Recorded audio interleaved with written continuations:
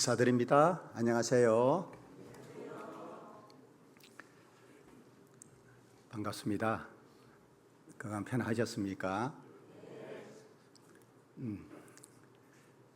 제가 머리 털라고 주일 집회 이렇게 일찍 하는 교회는 처음입니다.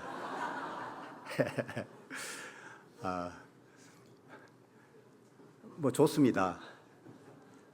창원 식구들은 다 익숙해져서 다들 일찍 오시고, 오늘 제가 한 9시 40분 조금 넘어서 도착을 했는데요. 벌써 주차장에 차들이 다 이제 파킹이 돼가 있고, 많은 분들이 이런 시간에 다 이렇게 오신 상태에서 아주 좋다는 생각이 듭니다. 보통은 45분에 시작하는 교회도 있고 50분에 시작하는 교회도 있고 보통 그러거든요. 20분에 참 이게 가능하다는 게 놀랍습니다. 예, 이게 쉽지 않은 일인데 하여튼 그래서 설교 시간 또 일찍 마쳐야 되죠, 그죠? 이거 생각지 못하고 평소처럼 하다가는 너무 늦게 마치질 것 같은데 너무 걱정하지 마시고 제가 시계 보면서 조절하도록 하겠습니다. 자, 주일에 또 하나님 말씀 앞에 나왔습니다. 귀한 시간 되도록 기도하는 마음으로 또 말씀 배우시면 좋겠습니다. 자, 함께 기도하겠습니다. 기도하겠습니다. 우리의 구원과 생명과 소망이 되시는 하나님, 하나님의 사랑 안에 거하고 영원한 하나님의 나라를 소망하면서 살게 하신 은혜에 감사합니다. 그 나라에 이를 때까지 이 땅에서 보내는 육체의 날들을 허송하지 아니하고 주의 뜻을 위하고 몸된 교회를 통해서 하나님이 목적하신 일들 이루는 그곳에 참여해서 모든 형제 자매들이 쓰임이 되고 머리 대신 주님의 뜻을 몸을 통해서 온전하게 이루시기를 간구합니다. 주의 복음이 만방에 전파되어 세계 곳곳에 교회가 세워지고 구원받는 생명의 역사가 나타나고 있음을 감사합니다. 막힘없이 세계 선교가 계속 이루어지게 하시고 일선에서 선교를 위하여 많은 수고하는 주의 일꾼들을 오른손으로 붙잡으시고 끝까지 맡겨진 복음 전도의 사명을 완수할 수 있도록 힘주시기를 바랍니다. 온 교회가 마지막 때에 깨어있고 복음을 위해서 힘쓰고 있는 거 하나님이 아시오니 교회마다 주께서 두루 행하시고 역사하여 주시기를 바랍니다.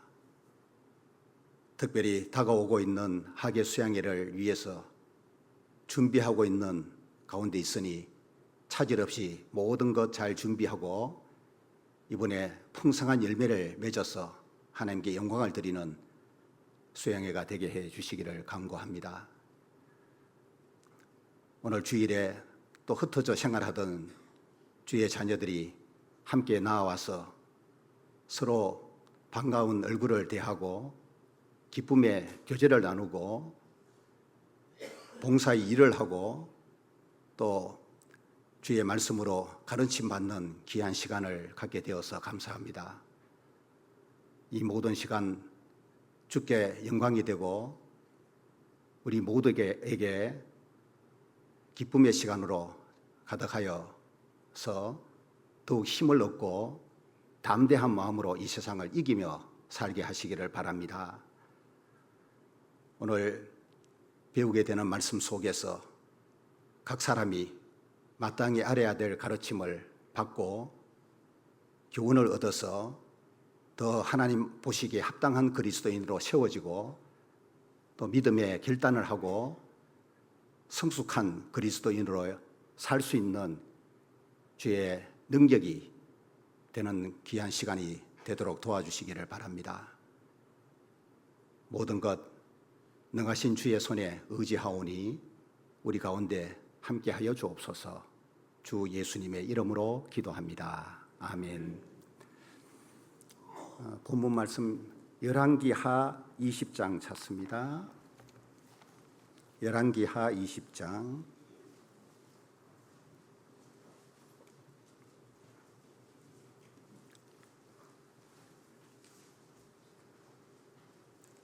열왕기하 20장 1절에서 3절을 제가 읽겠습니다.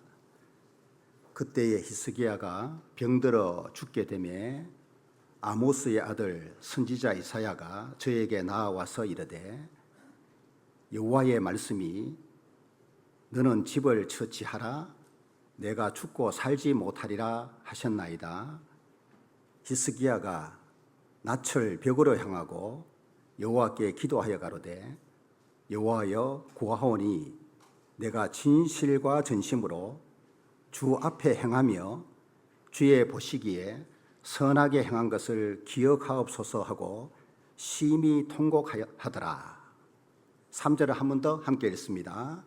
여호와여 구하오니 내가 진실과 전심으로 주 앞에 행하며 주의 보시기에 선하게 행한 것을 기억하옵소서 하고 심히 통곡하더라. 히스기야와 같은 이런 기도 해본 적 있으십니까? 쉽지 않잖아요.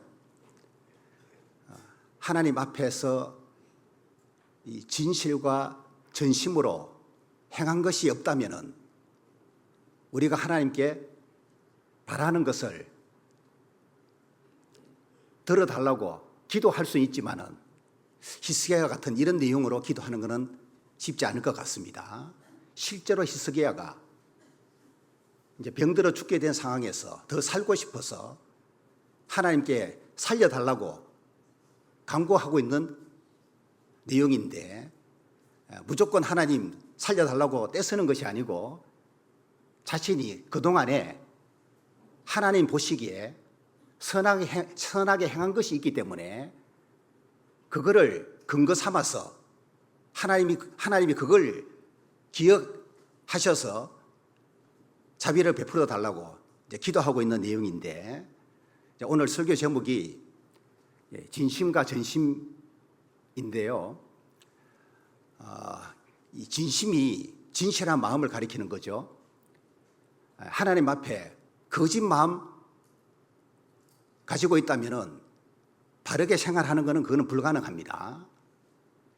그리스도인은 진리를 깨달은 사람이고 하나님의 진리 안에 거하고 진리를 위해서 사는 사람이기 때문에 당연히 진실한 마음 가지고 이 세상을 사는 것이 맞습니다.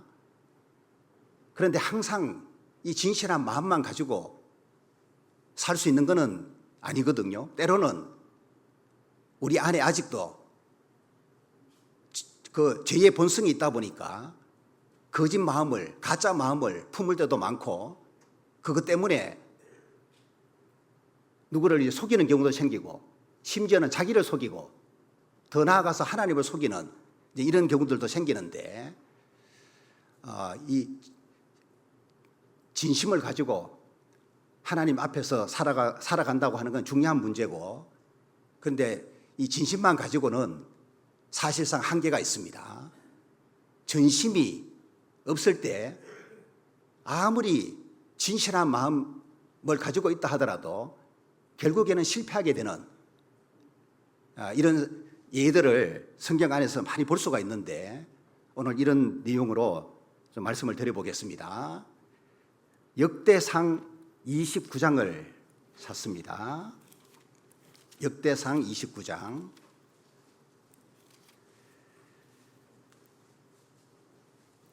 하나님의 전을 위해서 다윗과 백성들이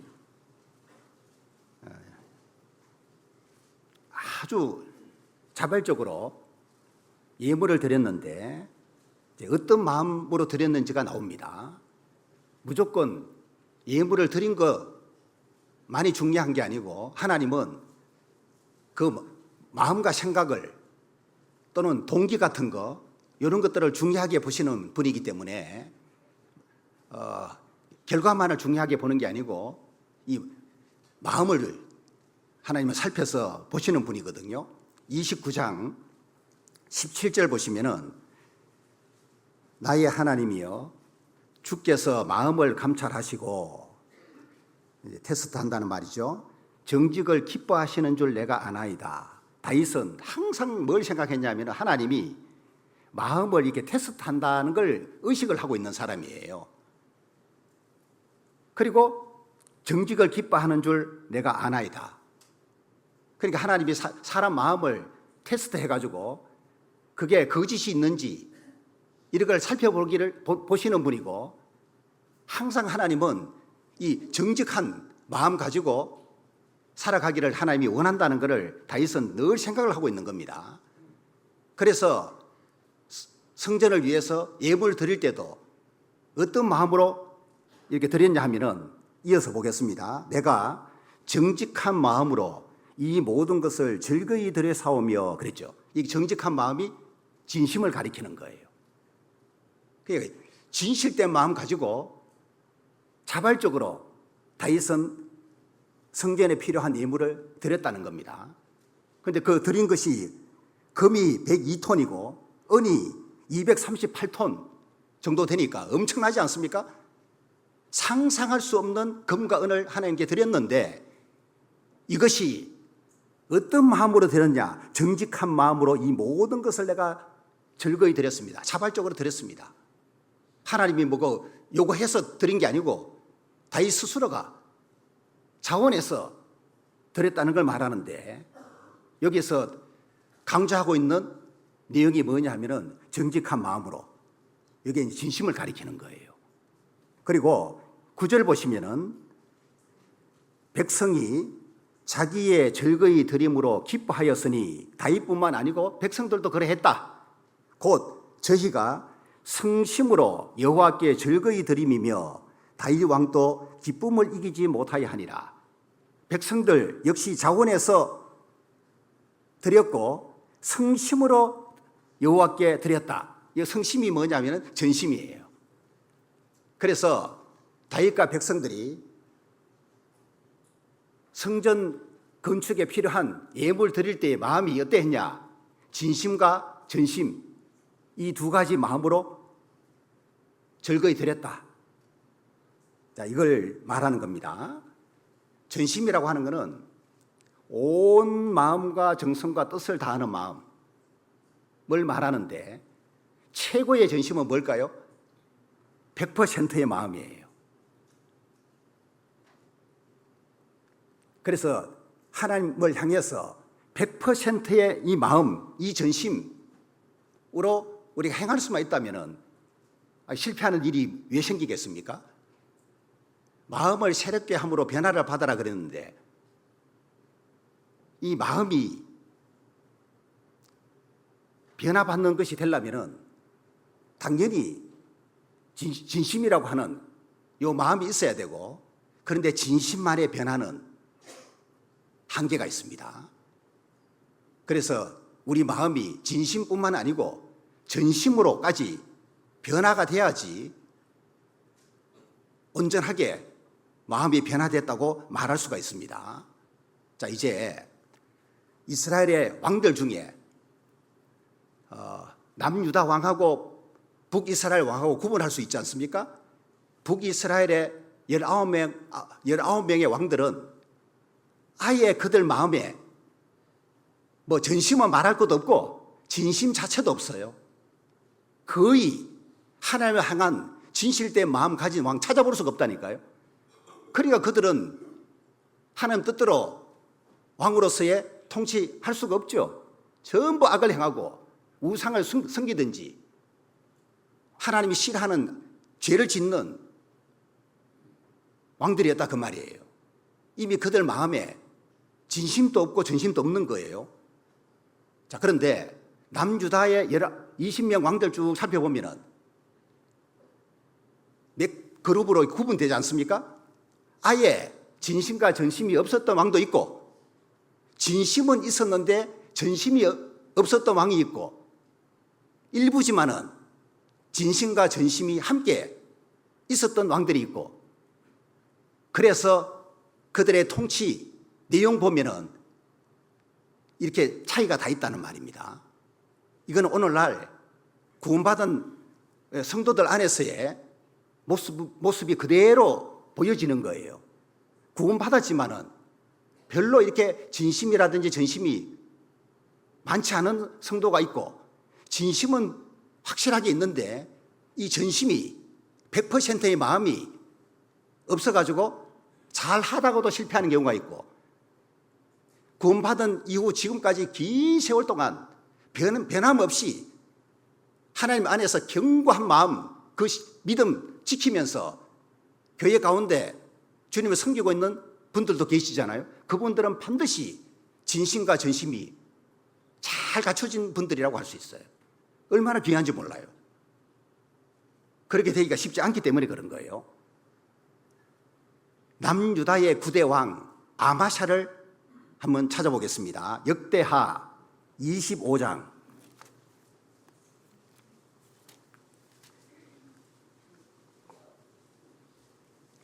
2절을 보십니다. 역대하 25장 2절.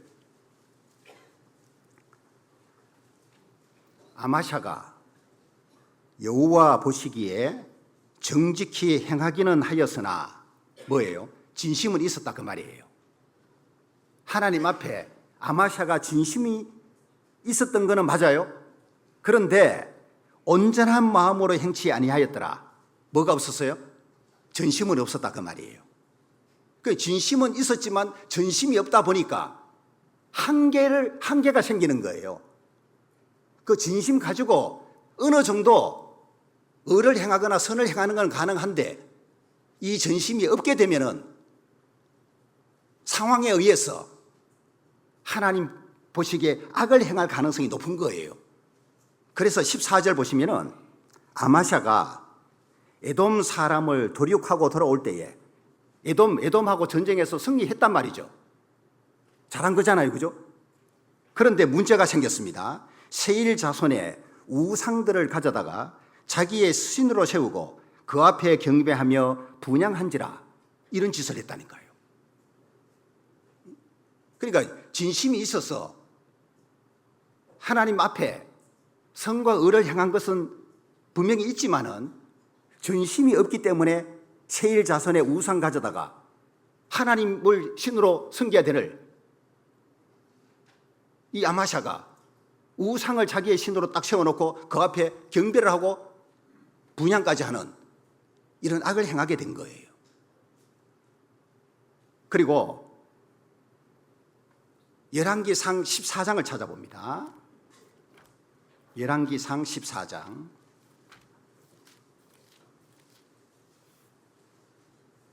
하나님이 북이스라엘의 첫 번째 왕 여로보암하고 다윗을 비교해서 하신 말씀이 나옵니다.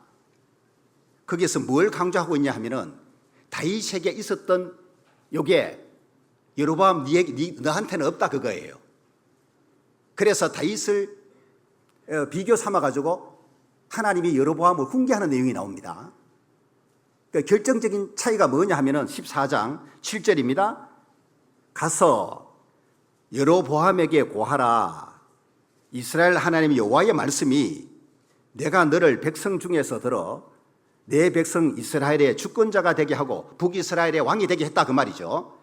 나라를 다윗의 집에서 찢어내어 네게 주었거늘 너는 여로보암 너는 내 종 다윗이 나의 명령을 지켜 전심으로 나를 좇으며 나 보기에 정직한 일만 행하였음과 같지 아니하고 여로보암에게 가서 전하라고 하는 메시지가 이거예요. 하나님이 북이스라엘 왕으로 여로보암을 삼았는데 여로보암 너 왜 다윗이 전심으로 나를 쫓았던 것처럼 너는 왜 그렇게 못하냐 라고 지금 책망하는 내용이에요. 그러니까 다윗은 진심 뭐 말할 것도 없고 전심을 가지고 거의 대부분 시간들을 하나님을 따르는 그리고 하나님 보시기에 정직한 일을 거의 하는 삶을 살았다는 것을 하나님이 아주 높게 평가하는데, 반면 여로보암에게는 그런 전심이 없었다라고 말하는 거예요. 사실 아사 왕도 남유다의 왕들 중에 정직한 왕으로 평가는 받는데, 그죠? 그런데 통치 기간 쭉 살펴보면은 아주 이게 전반 기간은 잘했는데 후반에 가서 악을 행하는 일을 하잖아요. 거기에 대해서 하나님이 여호와의 눈은 온 땅을 두루 감찰하사 전심으로 자기에게 하는 자를 위하여 능력을 베푸신다. 이 말을 선지자를 통해서 아사 왕에게 하고 있잖아요.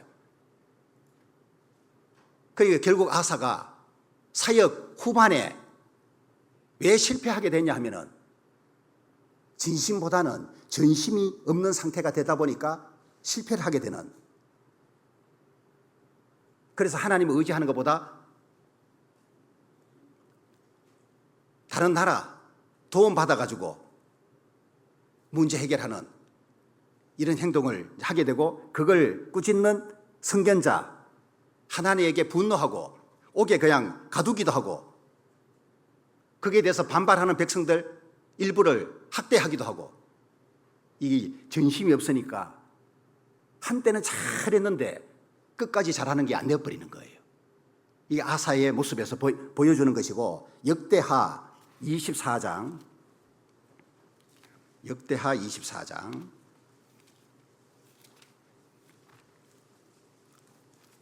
유다의 8대 왕 요아스가 나옵니다.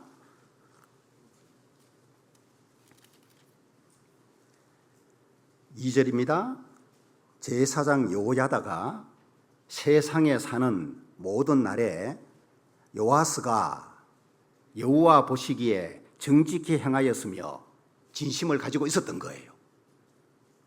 그 진심 때문에 4절 그 후에 요아스가 여호와의 전을 중수할 뜻을 두고, 중수한다는 말은 보수하고 수리한다는 뜻입니다. 말이 전이 성전이 파괴가 됐기 때문에 요아스가 하나님 앞에 진심을 가지고 있는 사람이다 보니까 성전 바라보고 그 해파된 무너진 성전을 그냥 둘 수 없어서 보수 작업을 하게 된다는 거예요. 그럼 비용이 들겠죠? 백성들 하여금 보수에 들어갈 비용을 흥금하게 해가지고 그 비용 모아서 보수 작업을 했다 그 말이에요. 13절 공장들이 맡아서 수리하는 역사가 점점 진시되므로 하나님의 전을 이전 모양대로 경곡해 하니라 그랬죠. 잘한 일이잖아요. 자, 여기까지만 딱 보면은 박수 쳐줄 일인데 이게 끝이 아니단 말입니다. 17절을 보십시오. 요야다가 죽은 후에 유다 방백들이 와서 왕에게 절하매 왕이 그의 말을 듣고 그 사악한 자의 조언을 듣고 그 열조의 하나님 여호와의 전을 버리고 아세라 목상과 우상을 섬긴 거로 이 죄로 인하여 진노가 유다와 예루살렘에 임하니라. 전심 없으니까 이런 문제가 생기는 거예요. 보세요. 이 요아스가 하나님 앞에 진심뿐만 아니라 전심을 딱 가지고 있는 사람 같았으면은 여호야다가 곁에 있든 없든 상관없이 여호야다가 죽은 이후에도 하나님 앞에 가지고 있는 그 전심으로 행해야 될 거 아니에요. 자기가 보수해서 견고하게 만들어 놓은 성전 자기 손으로 버리는 거예요. 이런 경우들이 구원받은 이후에 신앙생활하는 가운데 사실 나타납니다. 우리에게도. 한때 어떤 경우는 좀 긴 시간 동안에 구원받은 이후 자기가 속한 교회 가운데서 정말 진심과 전심으로 주님을 섬기려고 애썼던 지체들이 교회를 위해서 헌신한 성도들이 어떤 경우에는 교회를 막 비방하기도 하고, 그죠? 그 교회를 떠나는 경우도 있거든요. 자기가 막 온 정성으로 섬겼던 교회를 비방하고 교회를 떠나는 경우도 생기잖아요. 왜 이런 일이 생기느냐? 교회 섬길 때는 분명히 진심을 가지고 했는데 이게 전심이 없는 상태 같으면은 이 요하스처럼 자기가 수리해서 견고하게 세워놓은 하나님의 전을 버리는 일까지 우리에게도 있을 수 있다는 얘기예요. 그리고 북이스라엘의 10대 왕이 누구냐면 예후입니다. 이 예후를 통해서 하나님이 이 아합 집안 있지 않습니까? 이 심각하게 악을 행했던 아합 집안 그 심판하는 일을 예후를 통해서 하나님이 하시는데 열왕기하 10장 찾아봅니다. 열왕기하 10장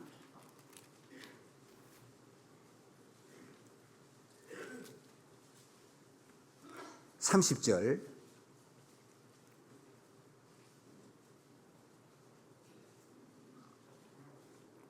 여호와께서 예후에게 이르시되 내가 나보기에 정직한 일을 행하되 잘 행하여 내 마음에 있는 대로 아합 집에 다 행하였은즉 내 자손이 이스라엘 왕위를 이어 4대를 지나리라 하시니라.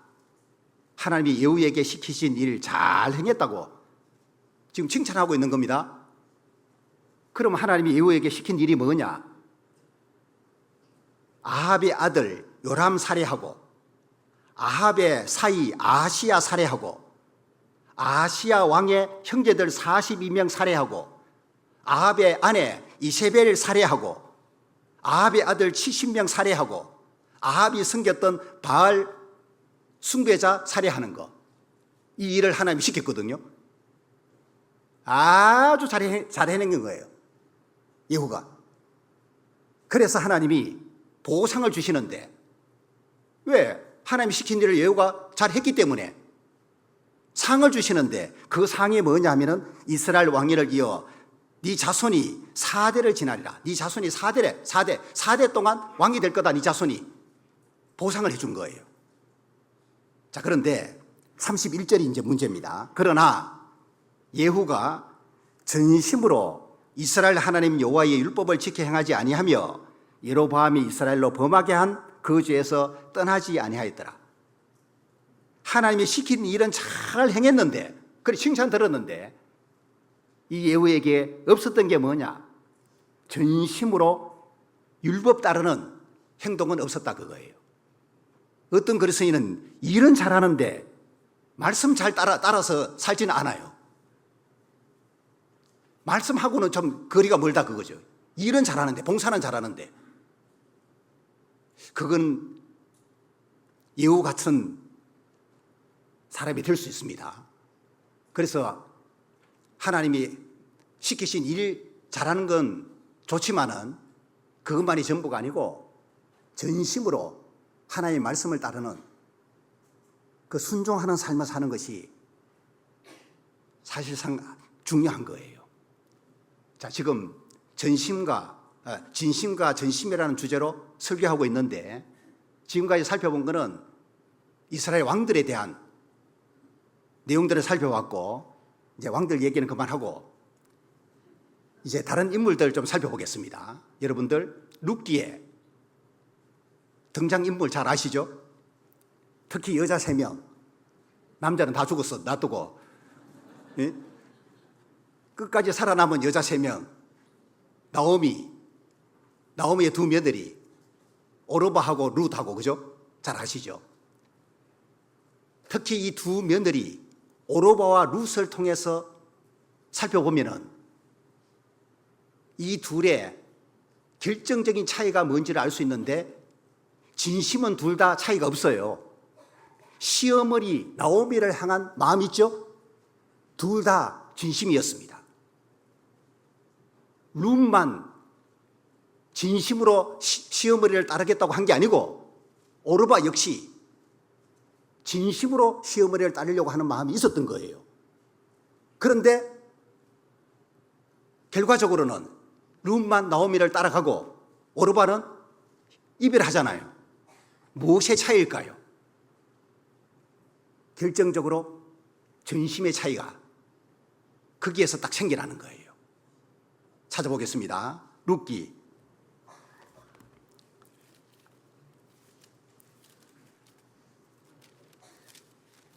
4사기 다음에 룻기 1장입니다. 진심에는 차이가 없었다 그랬죠? 둘 다. 6절을 보시면은 6절 그가 모압 지방에 있어서 여호와께서 자기 백성을 권고하사 그들에게 양식을 주셨다 함을 들었으므로 이제 기근 끝나고 이스라엘 땅에 베들레헴에 하나님이 이제 양식을 주신 소식을 이제 듣게 된 거예요. 그러니까 이제 모압을 떠나가지고 베들레헴으로 가려고 지금 마음을 먹은 거예요. 나오미가. 자, 그들에게 양식을 주셨다 함을 들었으므로 이에 두 자부와 함께 일어나 모압 지방에서 돌아오려 하여 있던 곳을 떠나고 두 자부도 그와 함께하여 유다 땅으로 돌아오려고 길을 행하다가 두 자부와 함께 일어났다고 돼 있고 두 자부도 그와 함께하여 라고 돼 있죠. 며느리 둘 다 시어머니하고 함께 베들레헴으로 돌아오려고 길을 출발한 거예요. 그 다음에 9절 봅니다.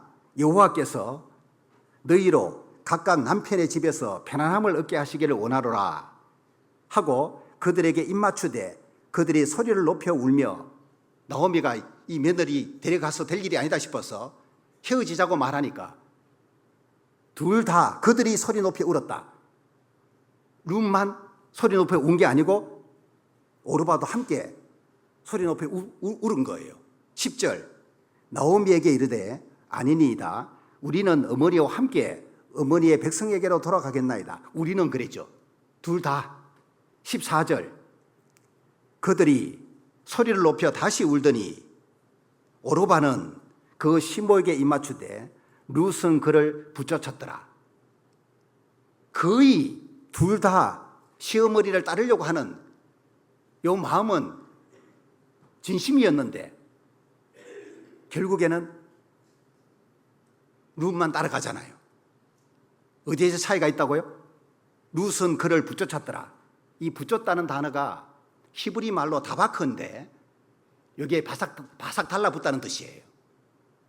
그러니까 오르바는 시어머니하고 이 바삭 달라붙지를 않고 룻만 바삭 달라붙은 거예요. 18절 나오미가 룻에 자기와 함께 가기로 굳게 결심함을 보고 이게 전심이라 그 말이에요. 그에게 말하기를 거치니라. 더 이상 설득해도 안 되겠구나라고 판단한 거예요. 나오미가. 그래서 헤어지자는 말을 안 했다 그 말이에요. 그래서 오르바나 룻이나 시어머니를 향한 진실된 마음은 차이가 없는데 무엇의 차이가 있냐? 전심의 차이가 있다 보니까 오르바는 중간에 포기하고 룻은 끝까지 시어머니를 따라가는 거예요. 이것도 교회 생활의 그림자가 되잖아요.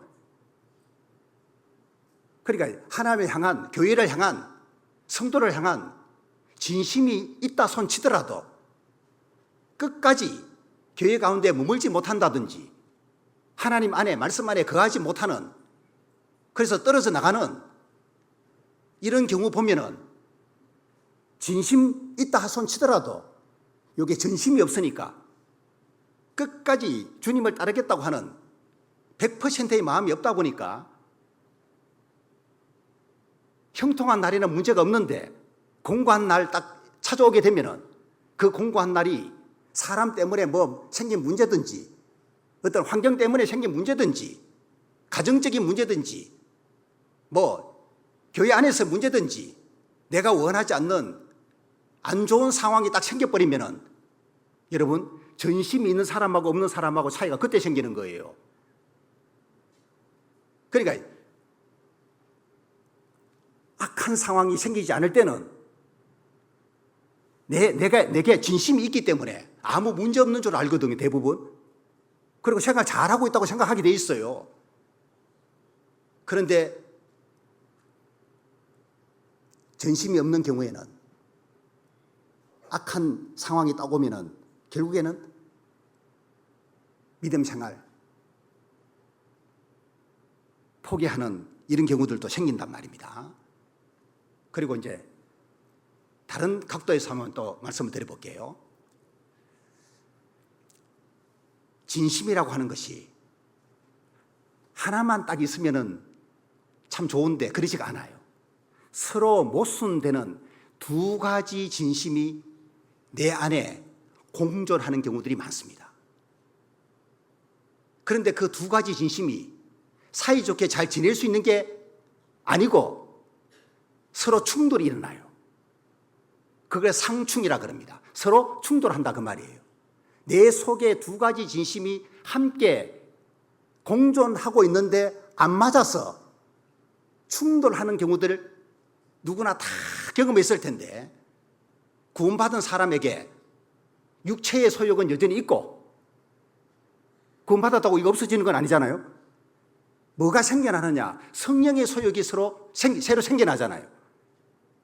그래서 이 땅에 천국 들어갈 때 사는 동안에 성령의 소욕하고 육체의 소욕하고 공존하는데 이건 둘이 사이좋게 지낼 수가 없는 거예요. 개념 자체가 달라. 그래서 항상 충돌을 하는데 예를 들자면은 우리는 구원받은 그리스도인이기 때문에 거룩을 갈망합니다. 그거 다 있죠? 그러면서 거룩과 정반대되는 정욕이 여전히 우리 안에 있다 그 말이에요. 거룩과 정욕 두 개념은 이거는 충돌할 수밖에 없는 거예요, 서로. 그러면은 거룩 쪽을 더 강하게 만들어가지고 거룩과 반대되는 개념들은 이거를 그냥 없애버리면 좋은데 이것도 포기하는 거 쉽지가 않은 거예요. 어느 정도 신앙이 성숙하기 전까지는 그거 쉽지 않습니다. 거룩을 꼭 취하고 싶은 갈망하는 마음이 있는데 이건 진심이잖아요. 요 진심만 있는 게 아니고 또 이 세상 사는 동안에 재미도 있고 즐겁게 살고 싶은 거예요. 불편하게 사는 거 좀 싫고 힘들게 안 살고 싶고 그리고 어느 정도 돈이 있어야지 좀 편안하게 사는 것이 또 가능하니까 이 두 가지 진심이 우리 안에 공존하면서 서로 충돌하는데 그러면 마음이 불편할 거 아닙니까? 항상 갈등 속에 사는 걸 누가 좋아하겠어요? 마음이 편치 않아요. 그러니까 자기 마음을 편하게 하기를 원해 누구라도. 그래서 뭘 하는지 압니까? 자기 편리한 대로 자꾸 생각하려고 그러는 거예요. 거기에서 더 나아가지고 합리화를 시킨다든지 변명을 한다든지 이렇게 하게 되는 거예요. 어떤 사람은 기가 막히게 자기 합리화를 해요. 그래야지만 자기 마음이 편해진다니까요. 너 주를 위해 살고 싶어? 라고 물어보면은 당연히 내 안에 진짜 그 마음이 있다고 말해요. 그건 사실일지 몰라도 주를 위해 살고 싶은 그 진심만 있는 게 아니고 또 다른 진심이 우리 안에 있다 보니까 그래서 갈등하게 되는 일들이 생겨나는 거다 그 말이에요. 자, 누가복음 18장을 찾아봅니다. 누가복음 18장.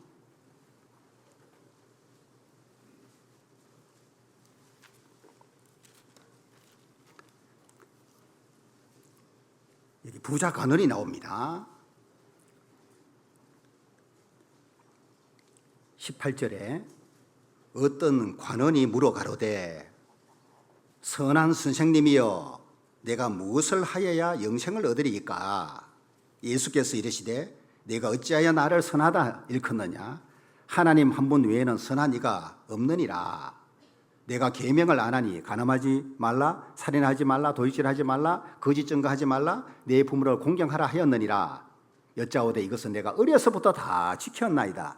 예수께서 이 말을 들으시고 이르시되 내가 오히려 한 가지 부족한 것이 있으니 네게 있는 것을 다 팔아 가난한 자들을 나눠주라. 그리하면 하늘에서 보화가 네게 있으리라. 그리고 와서 나를 초청하시니 그 사람이 큰 부자인 거로 이 말씀을 듣고 심히 근심하더라. 자, 이 사건이 마태복음 19장에도 나오고 마가복음 10장에도 나오는 거예요. 이 세 곳을 이렇게 병행해서 살펴보면은 이 사람은 청년인데다가 관원이고 부자예요. 아마 벼락부자가 아니고 세습부자인 것 같아요. 그리고 어려서부터 율법 지켰다는 말 하는 거 보면은 그 집안 자체가 믿는 집안 같아. 하나님 믿는 집안. 이걸 모태신앙이라고도 이렇게 표현하기도 하는데, 그러니까 자, 이 사람은 모태신앙에다가 관원이니까 뭔가 권력도 있고 부자니까 돈도 있고 나이가 또 젊고 막 혈기방장하고, 이 청년 보면은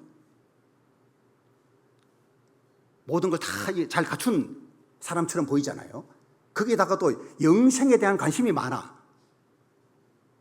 그래서 다른 복음서에 보면은 마가복음 10장에 보면요, 예수님이 계신 것을 이렇게 발견하고 천천히 걸어서 예수님이 간 게 아니고 달려갔다고 되어 있고, 질문하기 전에 내가 무엇을 하여야 영생을 얻을 수 있습니까? 라는 질문하기 전에 어떤 자세였냐 하면 무릎 꿇은 거예요. 그 앞에 예수님에게 달려가서 무릎 꿇고 난 다음에 던진 질문이에요. 영생에 대한 질문을 던졌다 그거예요. 이거는 이 부자 청년이 영생을 얻는 데 있어서 이게 진심이라는 걸 말해주는 거예요. 정말 영생에 대한 관심이 있는 상태란 말이에요.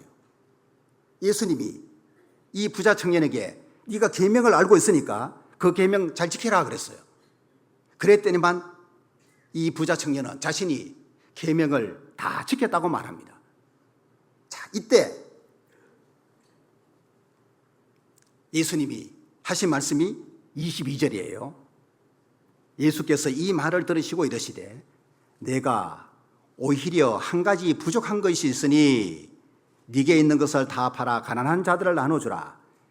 오히려 한 가지 부족한 것이 있다. 자, 이 말이 무슨 뜻인지를 알아야 됩니다. 이 부자 청년은 계명을 다 자기가 다 지켰다고 말하면서 아직도 무엇이 부족하니까 마태복음 19장 20절에는 그 표현이 나와요. 이 말은 계명 지키는 거는 내가 열심히 다 해왔는데 영생 얻기 위해서 거기에 뭘 또 다른 걸 뭐 더 보태야 됩니까? 뭘 더 해야 될까요? 영생 얻기 위해서? 라는 질문을 지금 하고 있는 거예요. 그럼 예수님 말씀은 오히려 한 가지 부족한 것이 있다. 이 말은 이 부자 청년이 생각하는 것처럼 너는 무엇을 더 해야 할 게 아니고 오히려 한 가지 부족한 것이 있는데, 이 말은 99%는 다 됐으니까 1%만 더 하면 되겠다는 의미일까요? 아니에요. 그런 식으로 이해하고 있다면 예수님이 하신 이 말씀의 의미를 정확하게 모르고 있는 거예요. 지금 부자 청년은 그런 식으로 생각하고 질문한 거예요. 예수님이 오히려 한 가지 부족한 것이 있다는 말은 1% 더 하면 된다는 뜻이 아니에요. 그럼 무슨 의미냐 이게? 잘 들으셔야 돼요. 지금 잘 듣고 계시죠? 표정 봐서는 잘 모르겠어요. 자, 이게 무슨 뜻이냐? 오히려 한 가지 부족한 것이 있다. 이 말을 의역을 해보면은 너는 진심으로 영생을 구하는구나. 이걸 주님은 부정하는 게 아니에요. 이 부자 청년은 진심으로 영생을 구하고 있는 건 맞아요. 그런데 오히려 한 가지 부족한 게 있다는 말은 뭔 말이냐 그러면은 영생을 구하고 있는 마음은 진심인 건 내가 알겠다. 그런데 너에게는 영생에 대한 진심만 있는 게 아니네, 이런 뜻이에요. 그럼 또 다른 진심이 있다는 걸 말하는 거예요.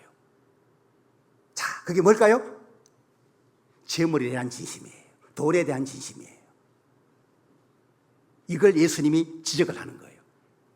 그래서 영생에 대한 진심만 있는 게 아니고 또 다른 진심, 돈에 대한, 재물에 대한 진심이 있다는 걸 알았기 때문에 예수님이 네게 있는 거 다 팔아 가난한 자들을 나눠주라는 말씀을 하고 있는 거예요. 그렇게 할 수 없다는 걸 예수님은 알고 있는 거예요. 이거 이해되죠? 그래서 너에게는 영생을 구하는 것만이 진심이 아니고 네게 두 가지 진심이 있는데 그 두 가지가 영생에 대한 진심 하나 하고 재물에 대한 진심이다, 그거예요.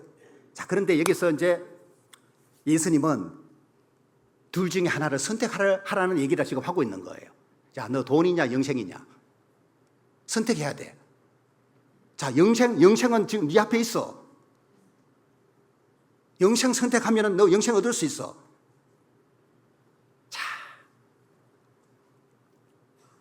이 부자 청년에게는 두 가지 진심이 존재하고 있었어요. 기억하십시오. 두 가지 진심이 존재할 때 반드시 기억을 해야 돼요. 두 가지 다 똑같은 진심은 없어요. 둘 중에 하나는 전심입니다. 예?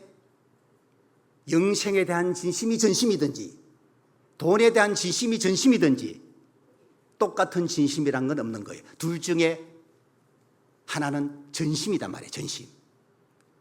그래서 두 가지 진심이 내 안에 존재할 때에 항상 기억을 하실 것이 뭐냐 하면은 둘 다 똑같은 진심은 없는 거예요. 둘 중에 하나는 전심이라니까요. 그 내 전심이 두 가지 진심 중에 어디에 있냐가 결정하는 거예요. 이 부자 청년은 지금까지 자기의 실체를 몰랐던 거예요. 왜? 영생에 대한 진심이 자기에게 있었기 때문에 자신의 실체를 몰랐다, 그거예요. 그래서 영생 얻기 위해서 노력을 해오는 거예요, 실제로. 그런데 예수님 말씀을 딱 들으니까, 돈이냐 영생이냐 선택하라는 말씀을 딱 들으니까 비로소 자기 안에 격렬한 반응이 일어난 거예요. 그동안에 깨닫지 못했던 영생에 대한 진심 외에 돈에 대한 진심이 자기 속에 있다는 것을 깨닫게 된 거예요. 그래서 막 안에서 막 심한 갈등을 하게 되는데, 자, 이럴 때 여러분, 이 부자 청년 결론적으로 영생 얻었습니까? 못 얻었습니까? 못 얻었잖아요. 왜? 23절에 그 사람이 큰 부자인 거로 이 말씀을 듣고 심히 근심하더라. 심히 근심하더라. 다른 복음서에는 슬픈 기색을 띠고 근심하며 가니라. 슬픈 기색을 띠었다. 침울했다. 마음이 막 어두워진 거예요. 왜? 영생 얻고자 하는 마음은 진짜 있지만은 이 돈에 대한 진심이 워낙에 강한 거예요.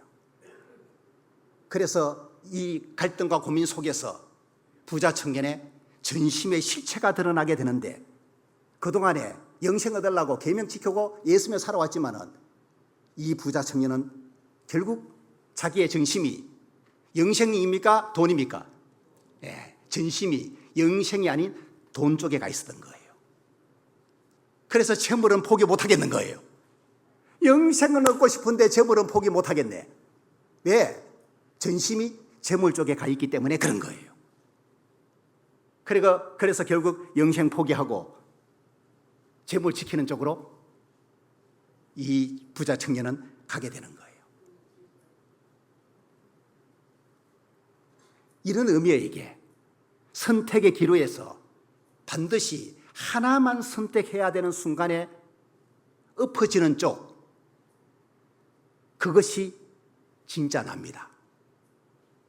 이 부자 청년의 진짜는 재물이에요.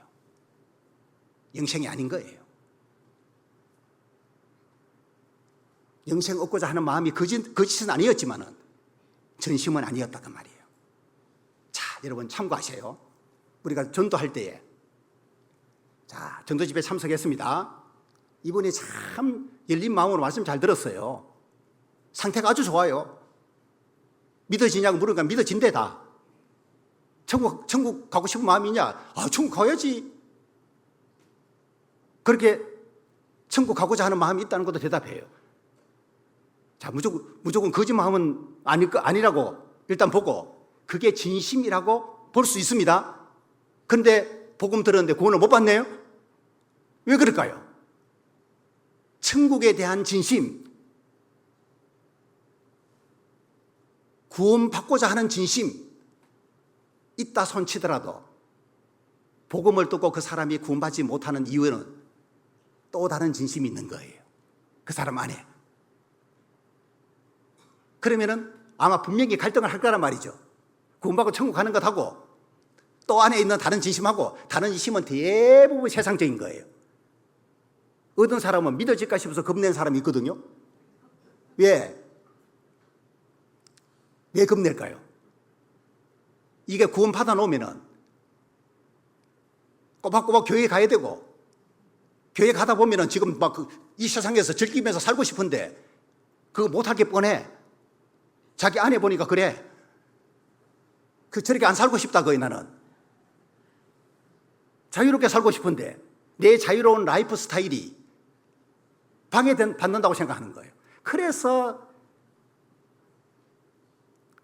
아내는 구원받은 지 오래돼서 남편 전도하는데 남편은 아직까지도 구원 못 받는 경우들이 많이 사실 있거든요. 대부분 그들 마음이 세상 쪽으로 가 있다니까요. 골프 쪽에 가 있든지 뭐 술에 가 있든지 세상 즐기고 싶은 마음 이게 큰 거예요. 그렇다고 해서 성경을 또 부정하느냐? 부정은 또 못해요. 확실한 증거를 통해서 막 수차례 배우다 보니까 성경은 사실 맞아. 그것도 거짓말이 아니에요. 그것도 진심이야. 그것도. 그런데 보십시오. 속으면 안 돼요. 종종 속는 경우가 생깁니다. 야, 이분이 진짜 상태가 좋구나. 와, 복음 듣기만 하면 구원 받게 될 것 같아. 그런데 결과적으로 구원 못 받는 이유가 뭐냐? 그 사람이 말하지 않았던 다른 진심이 있는 거예요. 그런데 두 가지 진심이 존재할 때 기억하라 그랬죠? 둘 중에 하나는 전심이란 말이에요. 그 천국 쪽에 전심이 아니고 세상 쪽에 전심이 가 있다 보니 복음 들어도 구원 못 받아. 내용은 이해를 해. 그래서 물어보면은 답도 잘 이야기하네. 그런데 실제 그 속에 생명이 안 이루어졌어요. 생명이 안 이루어지다 보니까 시간 딱 지나면은 전혀 변화된 게 없어요. 가짜인 게 딱 드러나 버리는 거예요. 참고해서 전도하셔요. 자, 우리가 사실은 그 고린도후서 4장 18절에 우리가 돌아보는 것은 보이는 것이 아니요 보이지 않는 것이다. 돌아본다는 말은 뒤돌아본다는 말이 아니고 시선을 향한다는 뜻이거든요. 우리의 눈이 향한다는 뜻이에요. 구원받은 사람의 시선이 보이는 것이 아닌 보이지 않는 것으로 이제 향해져 있다는 뜻인데, 존재하는 것이 보이는 것이 있고 보이지 않는 거 있잖아요. 그런데 구원 받지 않은 사람들은 보이지 않는 것을 볼 수 있는 눈이 없으니까, 눈이 소경이니까 보이는 것을 향해서 항상 시선이 가 있잖아요. 그런데 그럼 구원받은 사람은 보이는 것을 안 쳐다보고 삽니까? 보이지 않는 것을 향한 진심도 있지만은 보이는 것에 대한 진심도 있는 거예요. 그런데 여기서 보이는 진심이 전심이 되면은 거의 천국에 들어가서 누릴 영광 이거 생각하고 그냥 신앙생활 하는 사람이고, 그런데 보이지 않는 것에 대한 진심도 있지만은 보이는 것에 대한 진심이 또 있는데 전심이 그쪽으로 더 가 있는 사람은 거의 타협하기가 좋습니다. 교회 생활을 안 하는 건 아니에요. 교회 생활을 하긴 하는데 타협적으로 할 가능성이 높고, 어느 정도 대충 가능성이 높고 올인하지 않는다 그 말이죠. 왜? 내 전심이 보이는 것에 대해 향해 있으면은 올인이 안 되도록 돼 있다 그 말이에요. 그래서 자꾸 우리가 말씀 배우고 교제하는 것이 우리의 전심이 보이는 것이 아니고 보이지 않는 쪽으로 우리 시선이 가 있도록 하려고 자꾸 말씀 배우는 거예요. 그리고 누가복음 19장 삭개오를 한번 보겠습니다.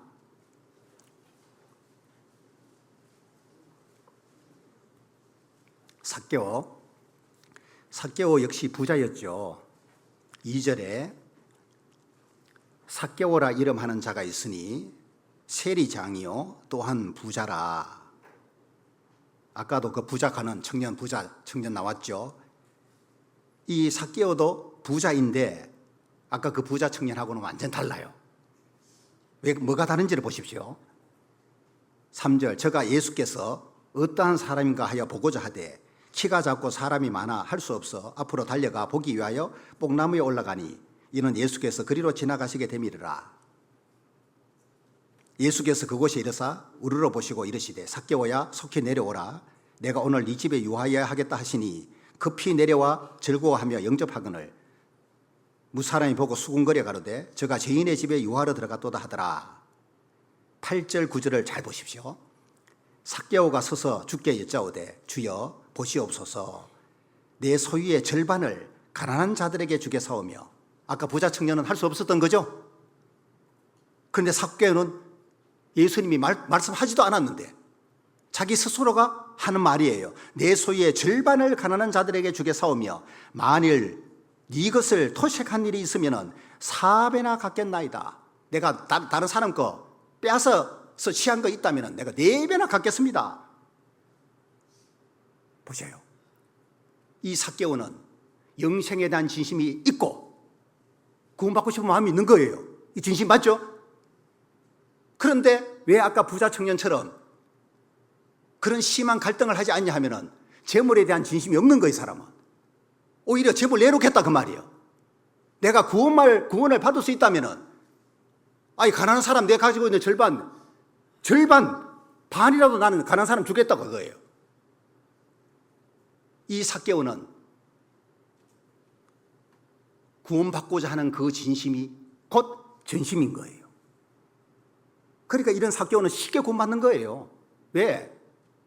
구원에 대한 그 진심이 곧 전심이기 때문에 마음에서 뭐 격렬하게 고민할 것도 없고 갈등할 것도 없는 거예요, 그냥. 그래서 예수님이 9절에 예수께서 이르시되 오늘 구원이 이 집에 이르렀으니 이 사람도 하나님의 자손이미로다. 이런 태도였기 때문에 삭개오가 오늘 구원받을 걸 예수님은 말씀하고 있는 거예요. 그 삭개오 구원받았잖아요. 그러니까 이런 사람 우리가 전도하면 쉽게 구원받는 거예요. 그럼 이런 사람 많아요, 적어요? 부자 청년 같은 사람이 많지. 삭개오 같은 사람 거의 찾기 힘들어 지금. 그러니까 전도하기가 상당히 힘들고 말씀 앞에 데려오는 것도 쉽지 않고 소양이 한 사람 데려가기 쉽지 않잖아요, 그죠? 간다 하더라도 또 다 구원받냐고 또. 구원받고자 하는 이 마음이 없으면 또 구원을 못 받는 거예요. 자, 그래서 두 가지 진심이 존재할 때 기억하라 그랬습니다. 두 가지 다 똑같은 진심이라는 건 없다. 둘 중에 하나는 반드시 전심이다. 그래서 내 전심이 어디로 가 있냐가 중요한데 다 성경 안에서 이런 예들은 상당히 많습니다. 오늘 다 말씀 못 드려요. 12시 전에 마쳐야 돼. 요거 참조해서 나중에 성경 보시라고. 성경 보실 때 이 주제로 쭉 이게 참고해서 한번 쭉 보세요. 상당히 많아요. 가나안 땅을 정탐하러 갔던 12명 있죠? 10명하고 2명하고 딱 갈라집니다. 12명이 40일 동안 가나안 땅 탐지하고 돌아와서 보고할 때는 어떻게 보고했습니까? 12명 다 호평을 한 거예요. 처음부터 10명이 악평한 거 아니에요? 안 찾아봐도 되죠? 찾아봐야 되나 어쩌나. 민수기 13장. 대꾸가 없으니까 찾아보는 거예요. 다 아시는 내용일 텐지만 보십시오. 이제 13장 27절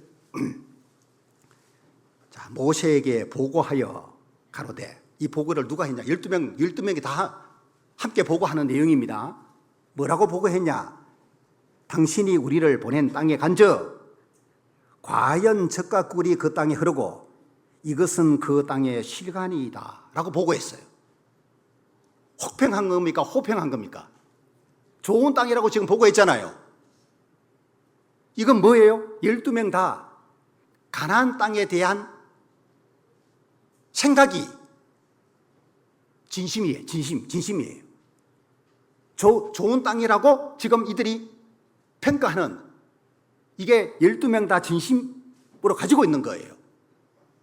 자, 그런데 나머지 2명하고의 차이가 뭐냐 보십시오. 나머지 2명 여호수아와 갈렙은 가나안 땅에 대한 진심이, 좋은 땅이라고 생각하는 그 진심이 하나밖에 없는데, 그리고 그 진심 하나가 곧 전심인 거예요. 그래서 당장 올라가자고 말하는 거예요. 우리 이길 수 있다고. 그런데 나머지 10명은 좋은 땅이라고 여기는 진심이 하나 있고 또 다른 진심이 또 있는 거예요. 그 내용이 28절이에요. 그러나가 나옵니다. 그러나 그 땅 거민은 강하고 성읍은 견고하고 심히 클 뿐 아니라 거기서 아낙 자손을 보았으며 아말렉인은 남방 땅에 거하고 헷인과 여부스인과 아모리인은 산지에 거하고 가나안인은 해변과 요단가에 거하더이다. 31절 그와 함께 올라갔던 사람들은 가로되 우리가 능히 올라가서 그 백성을 치지 못하리라. 그들은 우리보다 강하니라. 이스라엘 자손 앞에서 그 탐지한 땅을 악평하여 가로되 우리가 두루 다니며 탐지한 땅은 그 거민을 삼키는 땅이요 거기서 본 모든 백성은 신장이 장대한 자들이며 거기서 또 네피림 후손 아낙 자손 대장부들을 보았나니 우리는 스스로 보기에도 메뚜기 같으니 그들의 보기에도 그가 같았을 거다. 처음에는 좋은 땅이라고 평가했는데 나중에 악평하잖아요. 이 악평이 우리가 두루 다니며 탐지한 땅은 그 거민을 삼키는 땅이다. 완전 악한 땅으로 표현하고 있는 거예요. 그러니까 이 10명은 2명하고 다르죠. 2명은 좋은 땅이라고 하는 그 진심 하나만 딱 가지고 있는데 이 10명은 좋은 땅이라고 하는 진심도 있지만은 또 거민을 삼키는 땅이라고 하는 이 진심이 또 있는 거예요. 그런데 두 가지 다 똑같은 진심이 없다 그랬죠. 둘 중에 하나는 전심이라 그랬죠. 이 10명의 전심이 어디로 가 있냐? 악평하는 쪽으로 가 있는 거예요. 그래서 이들로 말미암아 큰 문제가 일어나게 됐다 그 말이에요. 이것도 교회 생활하는 가운데 잘 적용할 필요가 있습니다. 여호수아와 갈렙과처럼 교회를 위해서라면 뭐 당연히 해야죠. 반대하는 마음 자체가 없어. 희생이 되더라도 고생되더라도 교회를 위한 건데 뭐 해야지. 이런 사람이 있는가 하면은 교회를 위해서 하는 거는 좋다만 그것도 진심이에요.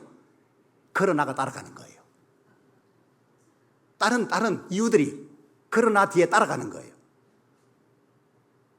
그래서 교회를 위해서 필요하다는 진심 하나만 가진 사람하고 다르게 그러나에 대한 또 다른 진심을 딱 갖게 되면은 뭔가 고민하는 문제가 생기게 되고 그리고 그쪽으로 전심이 가버리면은 이게 안 되는 쪽으로 밀어가는 거예요. 부정적으로 몰고 가버린다니까요. 그래 자기 혼자는 힘이 약하니까 편을 만들어도 힘을 보태려고. 그래서 교회가 힘들어지게 만드는 거예요. 그걸 뭘 하려고 그러면은 잘 되기 어려운 거예요. 그래서 이 여호수아와 갈렙 같은 하나의 진심만 딱 가지고 만약에 나머지 1명도 그죠? 행했더라면은 그 광야에서 막 그런 방황하는 일이 없을 거 아니에요. 백성들이 막 부정적인 영향을 받을 일도 없었을 것이고.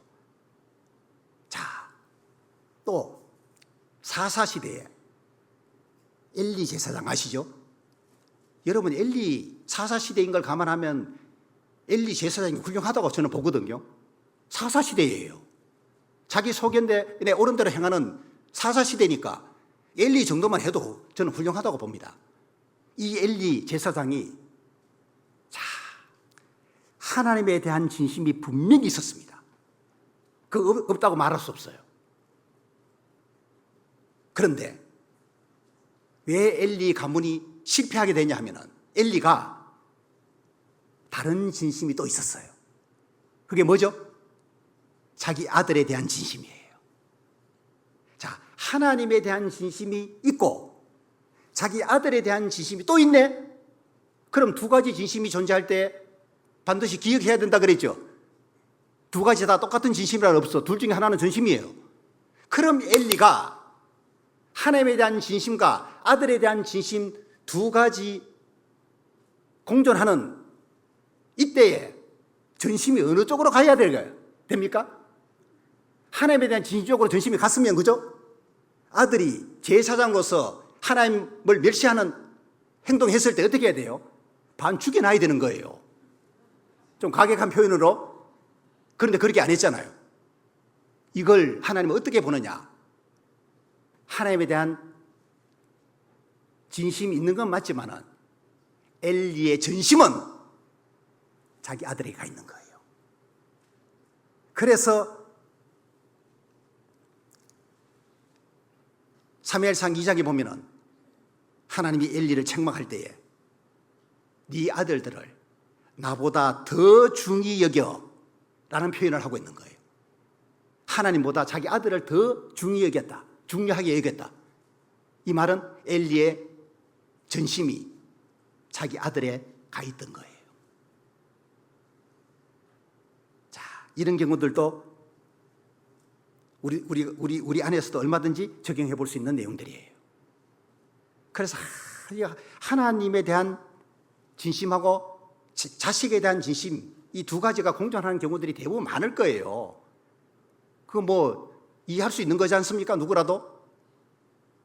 그런데 전심이 어느 쪽으로 가느냐가 이제 문제거든요. 예? 어떤 경우에도 하나님에 대한 진심 쪽으로 전심이 가 있으면 좋은데 우리가 그러지 못할 때가 사실상 있단 말이에요. 그래서 부모 입장에서 이 부분들을 상당히 생각해야 될 부분이라는 생각이 들어요. 그 자식 때문에, 자식에게 이렇게 기울어지는 것 때문에 신앙적으로 어려움을 겪는 경우들이 생깁니다. 엘가나와 한나 부부가 진짜 훌륭해요.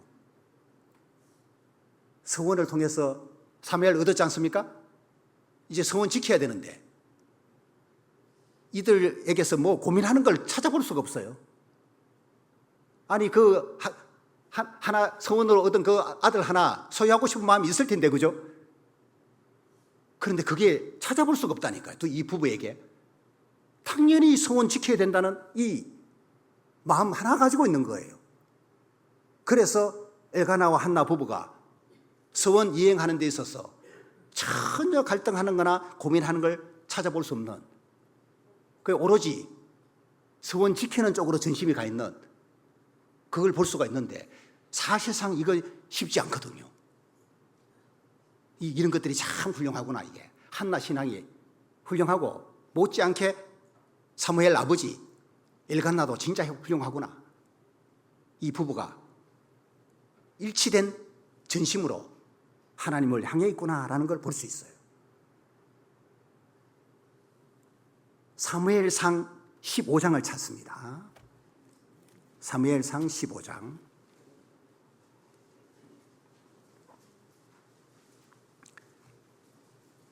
사무엘상 15장이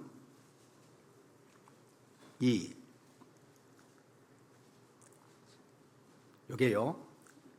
이제 사무엘이 사울을 떠나서 헤어진 지 23년 만에 지금 사울을 만나러 온 거예요.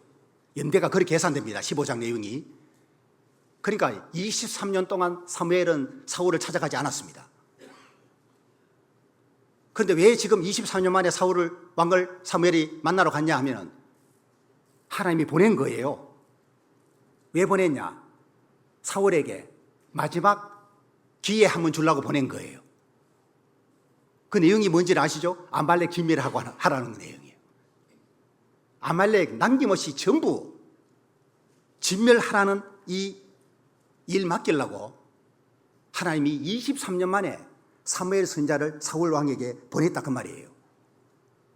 자, 이 15장 2절 만군의 여호와께서 이같이 말씀하시기를 아말렉이 이스라엘에게 행한 일 곧 애굽에서 나올 때에 길에서 대적한 일을 내가 추억하노니 지금 가서 아말렉을 쳐서 그들의 모든 소유를 남기지 말고 진멸하되 남녀와 소아와 젖먹는 아이와 우양과 약대와 나귀를 죽이라 하셨나이다.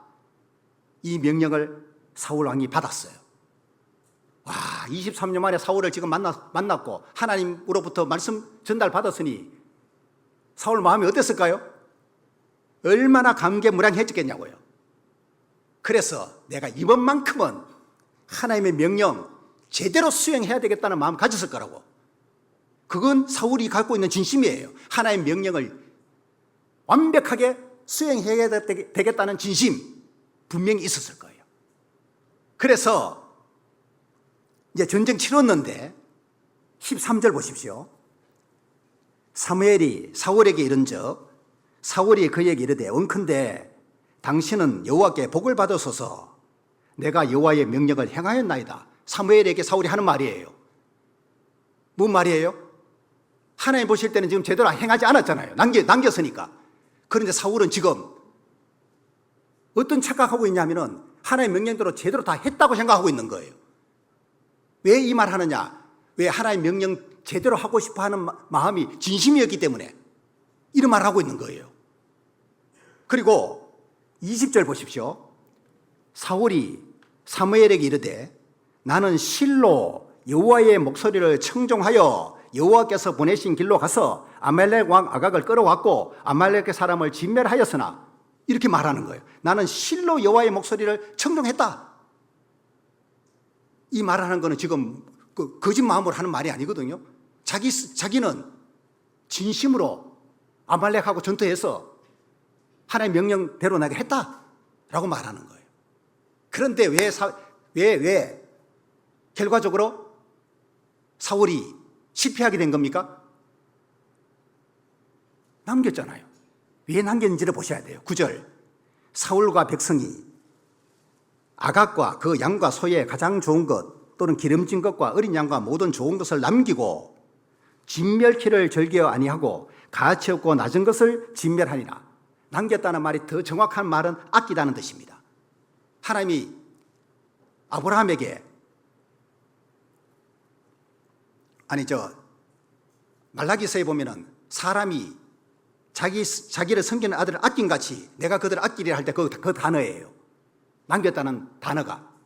그러니까 모든 좋은 것을 아끼는 마음이 있었다. 사울에게. 그 말이에요. 가치 없는 거 죽인 건 하나도 안 아까운데 야, 이 좋은 거 죽여서 없앤다고 하는 거는 이거 아까운 마음이 든 거예요. 그래 좋은 거 아끼는 마음을 갖고 있었기 때문에 진멸하는 것을 원하지 않았던 거예요. 사울이. 자, 이건 뭐예요? 자, 보십시오. 사울에게 이 두 가지 진심이 있는 거예요. 하나는 하나님의 명령대로 아말렉을 진멸하고자 하는 마음이 있죠. 이거 진심 맞고. 이 진심만 있었더라면 불순종할 리가 없죠.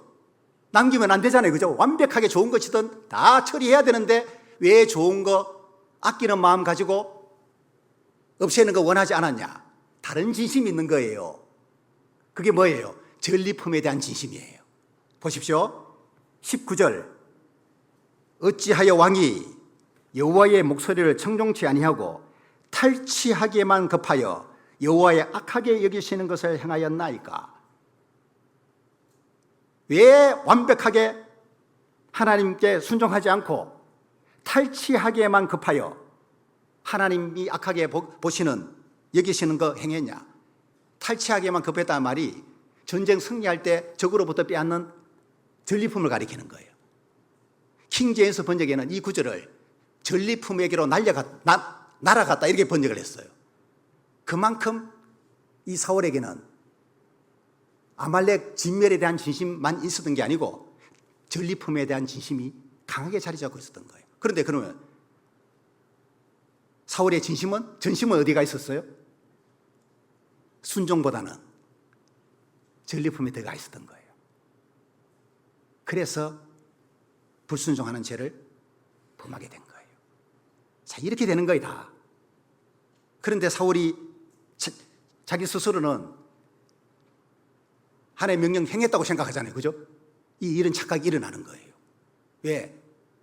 그 마음이 진짜 있기 때문에 착각하는 거예요. 그리고 전리품에 대한 마음이 거기에 감춰지는 경우가 생기는 거예요. 자, 이제 예수님을 따르겠다고 한 무리들, 요 내용을 한번 봅시다. 누가복음 14장. 누가복음 14장 보시면은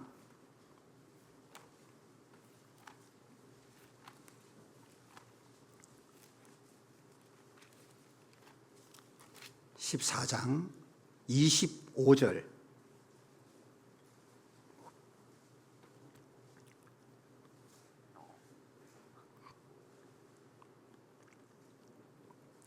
허다한 무리가 함께 갈새 예수께서 돌이키사 이르시되 물은 내게 오는 자가 자기 부모와 처자와 형제와 자매와 및 자기 목숨까지 미워하지 아니하면 너희 나의 제자가 되지 못하고 누구든지 자기 십자가를 지고 나를 좇지 않는 자도 너희 나의 제자가 되지 못하리라. 많은 무리가 예수님을 지금 따르려고 하는 거예요. 그러면 이게 기분 좋은 일이지 않습니까? 한 사람도 안 따르는 것보다 막 무리가 막 예수님을 따르려고 하는 건 좋은 건데, 예수님은 이들 돌아보면서 하시는 말씀이 26절, 27절 말씀을 한 거예요. 그럼 26절, 27절 말씀은 예수님이 강조한 것이 진심을 강조합니까? 전심을 강조한 겁니까? 예? 진심이요? 전심이에요. 이들이 예수님을 스스로 따르겠다고 하는 것은 진심이라고 볼 수 있겠죠.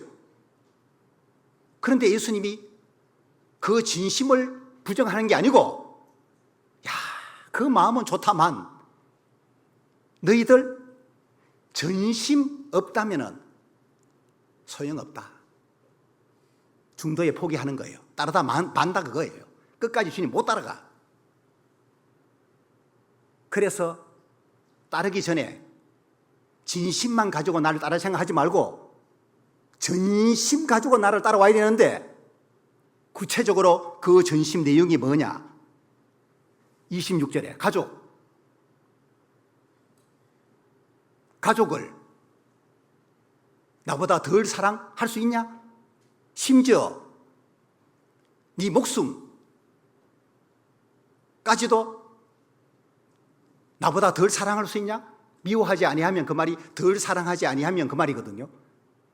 가족을 주님보다 덜 사랑할 수 있고 자기 목숨까지도 주님보다 덜 사랑할 수 있는, 다시 말하면 주님을 가장 사랑할 수 있는 이거 너 있냐?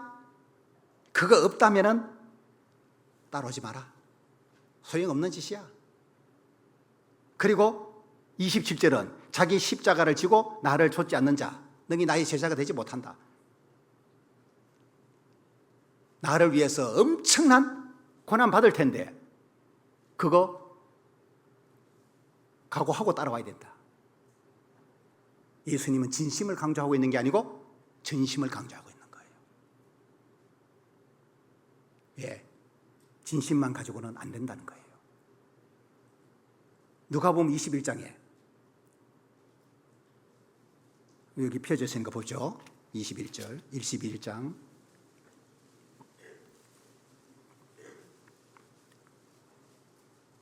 1절부터 보시면은 예수께서 눈을 들어 부자들이 연보궤에 헌금 넣는 것을 보시고 또 어떤 가난한 과부에 2렙돈 넣는 것을 보시고 가라사대 내가 참으로 너희에게 말하노니 이 가난한 과부가 모든 사람보다 많이 넣었도다. 저들은 부자들은 그 풍족한 중에서 헌금을 넣었거니와 이 과부는 그 구차한 중에서 자기의 있는 바 생활비 전부를 넣었느니라 하시니라. 자, 이거 부자들이 헌금한 거 하고 이 가난한 과부가 헌금한 거 예수님이 다 보고 하신 말씀은 이 부자들이 사실상 헌금 액수는 부자들이 훨씬 더 많잖아요. 비교할 수 없을 정도로. 그런데 이 가난한 과부 2렙돈밖에 안 했는데 부자들보다 더 많이 했다고. 이유가 뭐냐? 부자들은 풍족한 중에 헌금했지만은 이 가난한 과부는 생활비 전부 했다. 지금 예수님이 부자들의 헌금을 문제 삼는 것도 아니고 부자들 지금 나무라는 게 아니거든요. 여기서 뭘 강조하고 있는지 아시겠어요?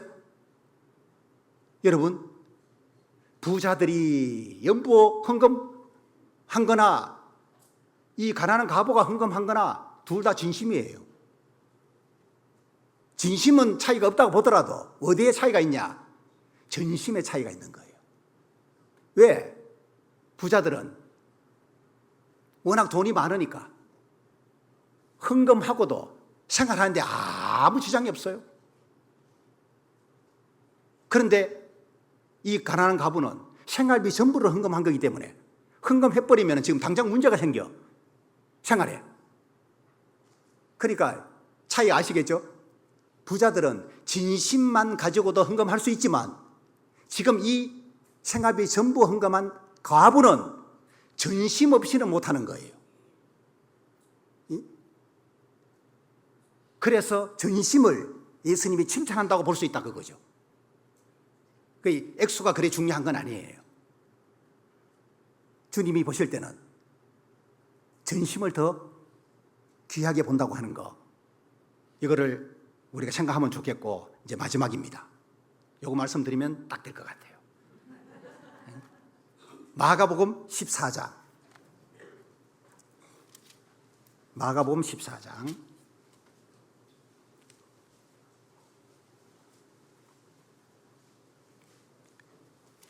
십자가를 앞둔 예수님이 겟세마네 동산에서 기도하는 내용이죠. 36절. 가라사대 아버지여, 아버지께는 모든 것이 가능하오니 이 잔을 내게서 옮기시옵소서. 그러나 나의 원대로 마옵시고 아버지의 원대로 하옵소서. 이 말씀 속에 예수님 역시 진심이 하나가 아니고 2개예요. 맞죠? 예수님이 아버지께서는 모든 것이 가능하지 않습니까? 이 잔을 내게서 옮기시옵소서. 이거 진심이에요. 예수님 십자가에 안 죽고 싶다니까요. 그 고통을 예수님이 알고 계신 거예요. 할 수만 있다면 이거 피하고 싶은 거예요. 이거 진심이라니까요. 그러나 나의 원대로 마옵시고 아버지의 원대로 하옵소서. 이것도 진심이에요. 2가지 진심이 예수님이 공존하고 있어요. 그래서 예수님 역시 33절 보십시오. 베드로와 야고보와 요한을 데리고 가실새 심히 놀라시며 슬퍼하사 말씀하시되 내 마음이 심히 고민하여 죽게 되었으니 너희는 여기 머물러 깨어있으라. 내 마음이 심히 고민하여 죽게 되었으니, 심히 고민하다. 어떤 중대한 결정사항을 목전에 두고 이러지도 저러지도 못하고 심각하게 갈등하고 있는 상태를 가리키는 단어예요. 예수님이 지금 그러하다니까요. 이 잔이 지나가기를 원하는 진심하고, 그렇지만 하나님의 원대로 해야 된다고 하는, 하나님의 원은 십자가에 예수님 죽는 거잖아요. 이 진심하고 이 2가지 진심이 안에서 심각하게 갈등하고 있는 예수님의 마음 상태를 가리키는 거예요. 그래서 예수님의 전심이 이게 중요한 거예요. 예수님 전심은 어디로 갔습니까? 하나님 원대로 하는 그 진심 쪽으로 전심이 갔기 때문에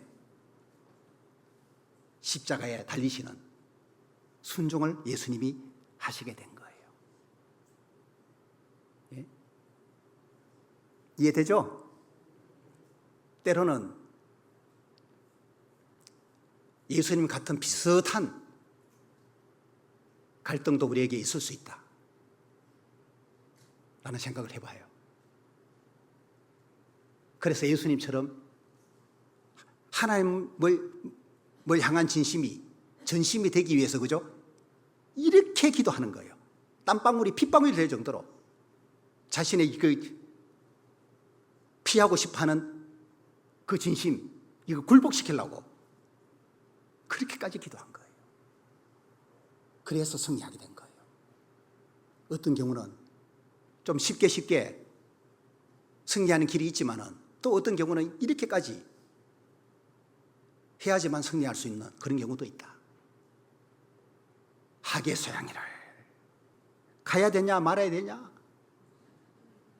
뭐 당연히 가야 된다는 생각을 갖고 있는 분은 갈등 자체가 없어. 그게 진심이고, 하계소양에 가야 된다는 진심이고, 그게 전심이야. 뭐 고민할 것도 없어. 그냥 사전 접수하는 거 막 쉬워 그냥. 예? 그런데 아직 하계소양에 참석하는 것이 전심이 안 돼 있는 분은 두 가지 진심이 공존할 수 있어요. 가야 된다는 진심 하나 하고, 이거 안 가고 싶다는 진심 하나 하고 갈등을 하고 있어. 근데 전심이 어디로 가느냐가 이제 결정하는 거예요. 가면 고생이니까 땀 흘려야 되고, 아이고 힘들어. 안 가는 쪽으로 전심이 가빼면은 안 가게 되고, 그래도 하계소양인데 가야지. 이 엄청난 하나님의 역사가 일어나는 곳에 가야지. 힘들어도 가야지 하고 전심이 가는 쪽에 그저 진심 쪽으로 가버리면 또 가게 되는 거예요. 가게 되면 잘했다고 생각하는 거예요. 또 알아서 하십시오. 오늘 설교 듣고 가실 분들이 많이 생길 것 같은데 안 가려고 했던 분들도, 예? 꼭 하계소양이기 때문에 이 설교 한 건 아니에요. 일상생활에 아주 중요한 부분이라고 이제 여겨져서 말씀드린 거니까 이제 잘 이렇게 자기 것으로 만들어서 도움이 되시면 좋겠습니다. 기도하고 마칩니다. 우리를 사랑하시고 위하여 목숨까지 버리신 하나님 감사합니다. 하나님의 십자가에서 보여주신 놀라운 사랑 안에서 우리가 구원을 얻고 하나님 영광에 들어갈 수 있는 복스러운 소망을 가지고 살아가고 있습니다. 오늘 배운 진심과 전심의 이 주제가 얼마나 중요한지를 생각을 하고 삶 속에 잘 적용해서 앞으로 더 하나님 앞에 온전한 마음과 정성과 뜻을 다하여 살아가는 우리가 될 수 있도록 도와주시기를 바랍니다. 이후의 시간들도 주께서 합당하신 은혜로 인도하여 주시기를 원하며 우리 주 예수 그리스도의 이름으로 기도합니다. 아멘. 찬송 부르